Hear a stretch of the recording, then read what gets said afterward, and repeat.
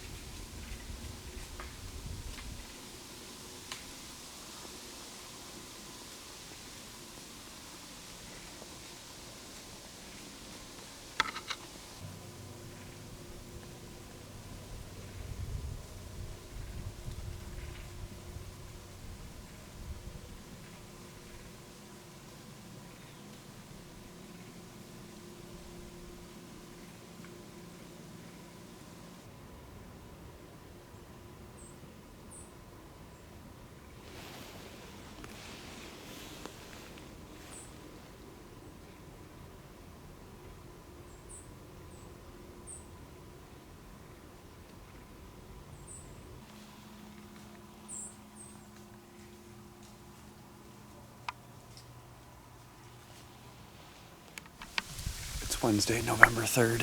It's the third day of my Iowa rut hunt with Whiskey Ridge Outfitters here in Milton, Iowa, and I am having a blast. I'm hunting the same field I did yesterday, but about 200 yards down, and this time instead of having about an 800-yard walk, we had the right wind, and we parked on a field over, maybe about 150 yards away, and I was able to cross the little river and get up in the stand. And I bet you I wasn't here for 10 minutes, and I hear a snort wheeze, and out in this cut corn I see a doe, and I know there's a good buck behind her. And I start reaching for my bow. She was looking the other way, and she whipped her head around, and she saw me. She didn't spook real hard, but then walked off the other direction. And it turns out that buck behind her was an absolute giant 10-point. Probably one of the biggest bucks I've ever seen in my life while hunting. It's kind of the way it goes. We got a late start this morning. I didn't probably get to the stand until about 8:30. There was a north wind, which is not good for this spot. But by about 8 o'clock, that shifted over to like a southeast, which is just an absolute perfect wind, and it's supposed to stay southeast all day. So hopefully the activity picks up. I've had a nice 8-point, a 5-point, and a couple fawns come by. Just 10 yards away, perfect shots. I just need another mature buck to come back out and, read that same script, and it'll be game over. So, still got all of today. We got Thursday and we got Friday. So, hopefully we can get it done here soon.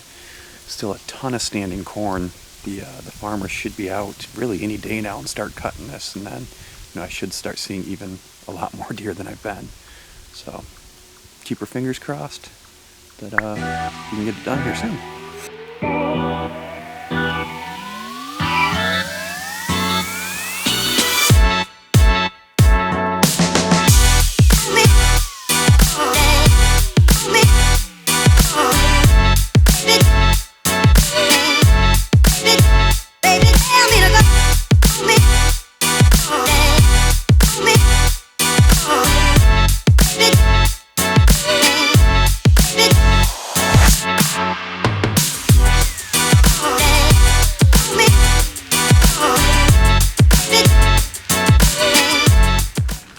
To an all-day sit is making sure you always pack plenty of sandwiches.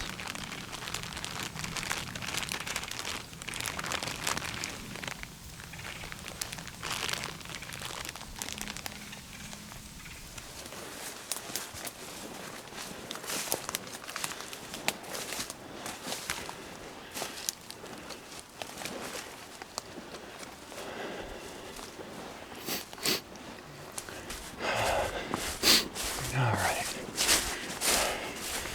Made it back to the truck.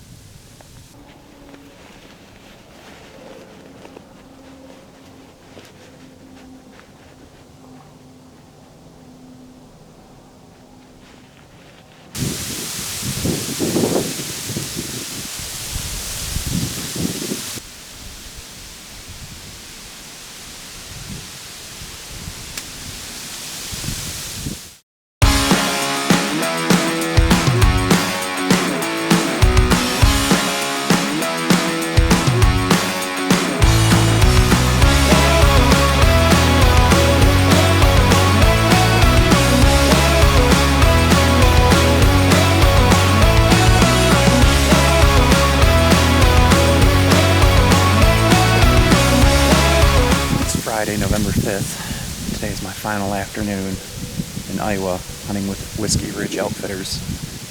It's been a phenomenal hunt. You know, I've seen 30, 40, 50 deer every single day. Seen a couple giants, a couple shooters. Unfortunately, it just hasn't worked out and haven't been able to get a shot yet. About 2:30 in the afternoon, I just got back in the stand about half an hour ago. It's really windy today and it's warmed up a bit. It's supposed to be, around 50 degrees today. And it's about 5 minutes ago, I had a nice 3.5-year-old 8-point come out of the corner up by the river and work around behind me. So they're moving. The rut is on. Seen some chasing, some dogging, bumping. It's been a blast being out here, but got a couple hours to hunt. We'll see what happens. Hopefully I get it done.